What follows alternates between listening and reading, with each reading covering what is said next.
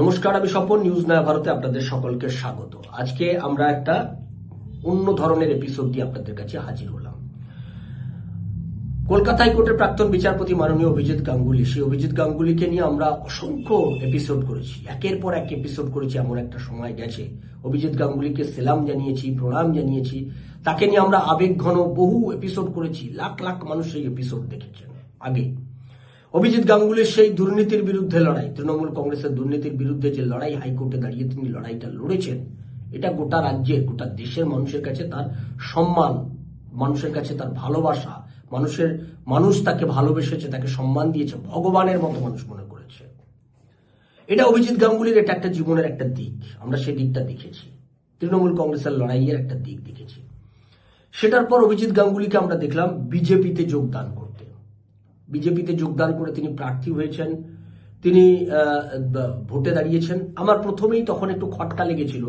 একজন আদ্যপান্ত বামপন্থী লোক, যিনি বামপন্থায় বিশ্বাস করেন, যিনি মার্ক্সবাদে আস্থা রাখেন, মার্কস এঙ্গেলস লেনিনের কথা যার জীবনের কাছে এটা জীবনের বেদবাক্য বলে মনে করেন, যিনি সিপিএম নেতা এবং বিকাশ রঞ্জন ভট্টাচার্যের পায়ের তলায় বসে তিনি আইন শিখেছেন, আইনের কথাগুলো শিখেছেন, এটা যিনি বিশ্বাস করেন, সেই মানুষটা আদ্যপান্ত একটি দক্ষিণপন্থী দল, হিন্দুত্বের পক্ষে যারা কথা বলে, যারা বলে হিন্দু হিন্দু ভাই ভাই, যাদের নেতৃত্ব স্লোগান দেয়, যারা হিন্দুত্বই যাদের মূল এজেন্ডা, সেরকম একটা রাজনৈতিক দলে তিনি যোগ দিয়ে কতদিন তিনি এই রাজনৈতিক দলে থেকে কাজ করতে পারবেন, এটাই আমার কাছে একটা বড় প্রশ্ন ছিল। তিনি নিজেকে বিজেপির রাজনীতির মধ্যে তিনি নিজেকে অ্যাসিমিলেট করতে পারবেন কিনা, এটা নিয়ে কিন্তু আমার একটা প্রশ্ন ছিল।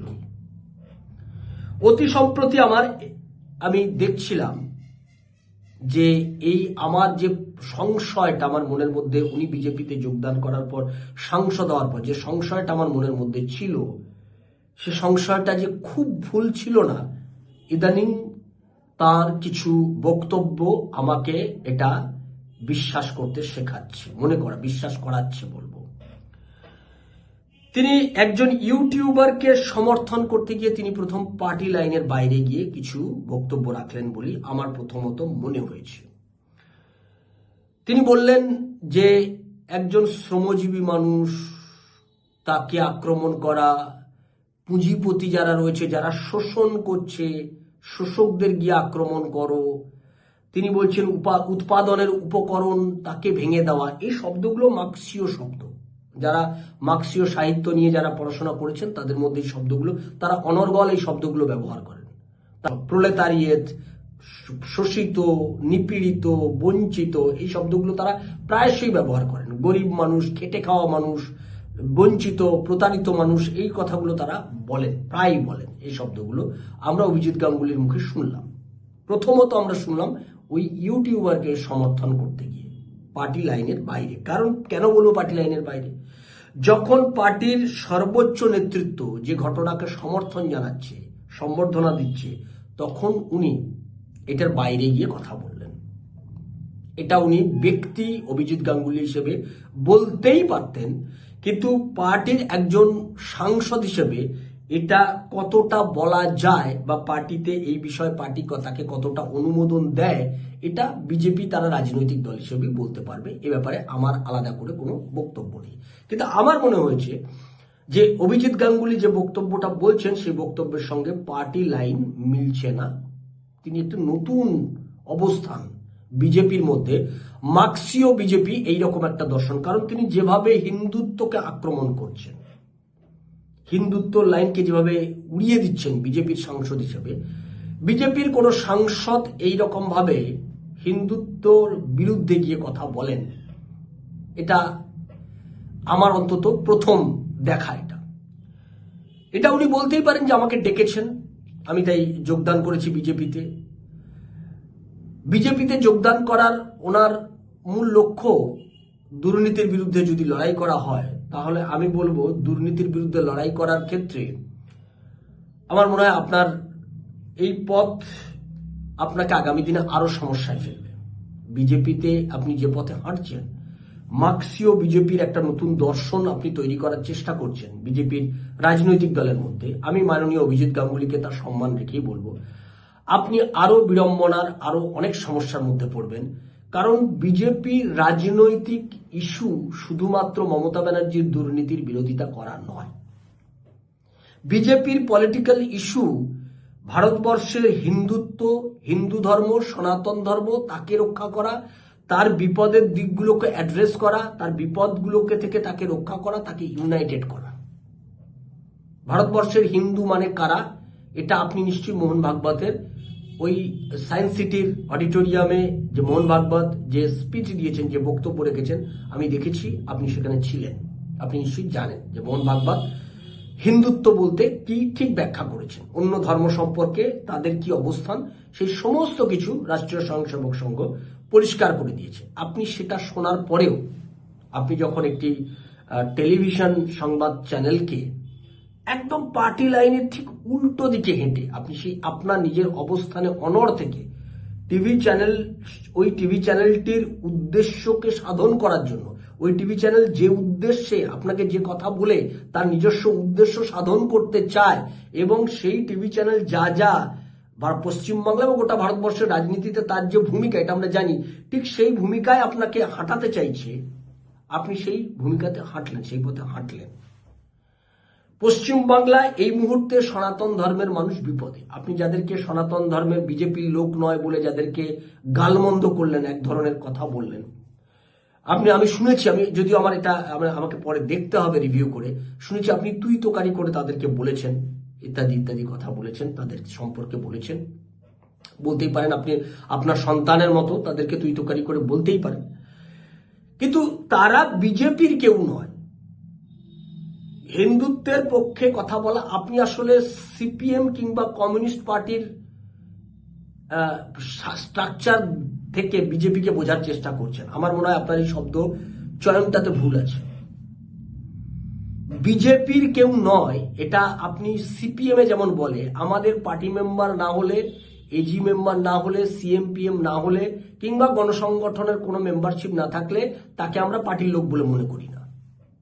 বিজেপিটা ঠিক তেমনটা নয়। এটা বোধহয় আপনার বোঝার ক্ষেত্রে কোথাও ভুল আছে, যে বিজেপিতে ঠিক ওই রকম স্ট্রাকচারে পার্টি মেম্বার নাই। যদি পার্টির লোক তারা নাই হয়ে থাকবে, আপনার বিজেপির সর্বোচ্চ নেতৃত্ব তাকে সম্বর্ধনা দিচ্ছে, আপনি সেটাকে পরোক্ষভাবে সমালোচনা করলেন নাকি?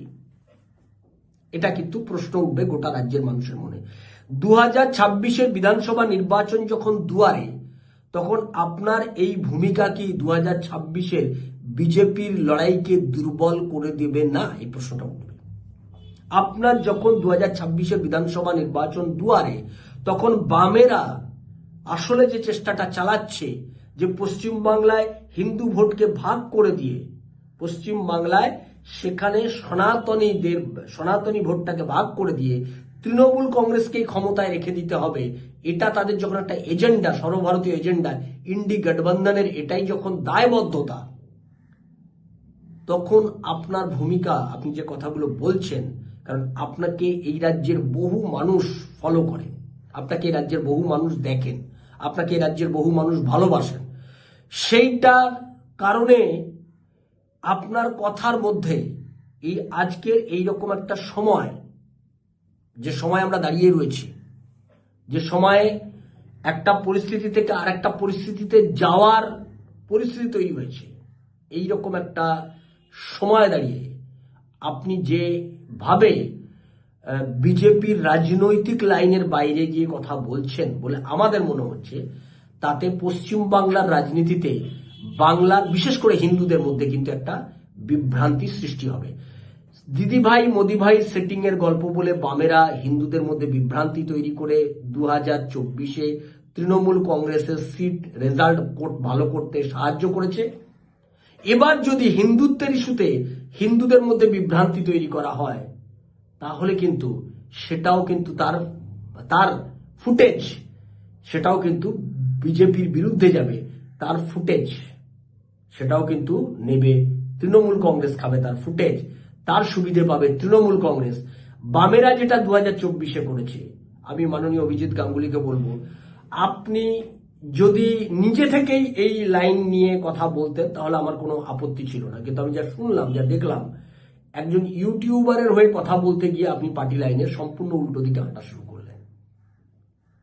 তারপরে আপনি ওইটা যেহেতু বলেছেন, তাই ওইটাকে আপনাকে এস্টাবলিশ করার জন্য আপনি ওই জায়গাটাতে স্ট্রিক্ট থেকে আপনি পার্টির কাজের বিরুদ্ধে, পার্টির লাইনের বিরুদ্ধে গিয়ে উল্টো দিকে, আমি ঠিক বিরুদ্ধে শব্দটা বলবো না, কারণ এটা বিজেপির একমাত্র তাদের আভ্যন্তরীণ বিষয়, তারাই এটা ভালো বলতে পারবে, কিন্তু পার্টির যে লাইন, সেই লাইনে ঠিক উল্টো পথে আপনি হাঁটছেন বলে আমরা অন্তত সাদা চোখে যা দেখতে পাচ্ছি, সেটা 2026-এর বিধানসভা নির্বাচনে বিজেপিকে কতটা সাহায্য করবে নাকি বিজেপির ক্ষতি করবে, বাংলার মানুষের যে আশা আকাঙ্ক্ষা, যেটা আপনিও একসময় কলকাতা হাইকোর্টে বসে ঢাকি সমেত ঢাকের বিসর্জন দেওয়ার কথা বলেছিলেন, সেই বিসর্জনের বাজনা যখন বাজতে শুরু করেছে, তখন সেই ঢাকের আওয়াজ, ঢাকি সমেত ঢাককে বিসর্জন দেওয়ার আওয়াজ যখন বাজতে শুরু করেছে, তখন আপনার যে আওয়াজ, আপনার গলা থেকে যে আওয়াজ বেরোচ্ছে, সেটা বাংলার মানুষের মনের মধ্যে কি বিভ্রান্তি তৈরি করবে না? হিন্দু মুসলিম ভোটে কোনো সমস্যা হবে না,